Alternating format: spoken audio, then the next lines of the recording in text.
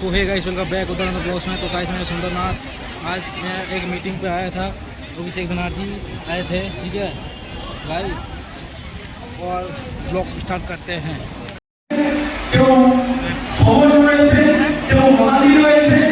আমরা সবাই আমরা ভিন্ন মতে বিশ্বাস করি, একতা এই মন্ত্রে বিশ্বাস করি।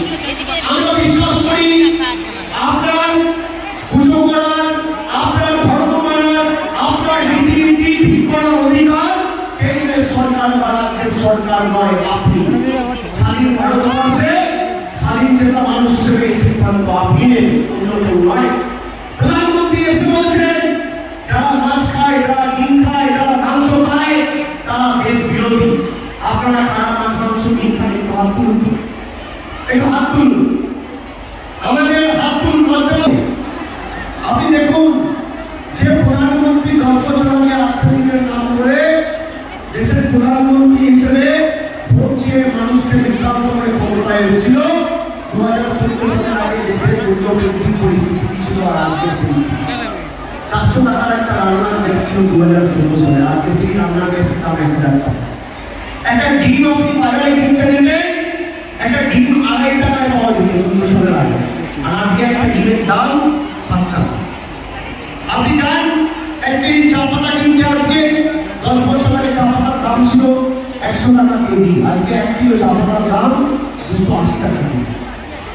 আপনি সরষের তেল কিনতে গেলেন বাজারে, সরষের তেল ছিল 50 টাকা লিটার, আজকে সরষের তেলের দাম 160 টাকা। যে নামগুলো রয়েছে বা তালিকা তৈরি হয়েছে, আমাদের রাজ্য সরকার একাধিকবার সেই তালিকা দিল্লি থেকে কেন্দ্রের কাছে পাঠিয়েছে। মোদীজি যদি প্রমাণ করতে পারে যে 17-18 আবাস পাসের তালিকায় আর 2021 সালে বাংলায় হেরে যাওয়ার পর 10 পয়সা দিয়েছে, আমি আপনাদের সকলের কাছে প্রকাশ শেষে ক্ষমা চাইব, রাজনীতি ছেড়ে দেবো, কেন্দ্রের হয়ে ভোট চাইব, কথা দিয়ে বেঁধে রাখবে। এটা মিথ্যাবাদী, পায়ের নখ থেকে মাথার চুল সব তুলঙ্গুল, 1 পয়সা বাংলার জন্য দেয়নি।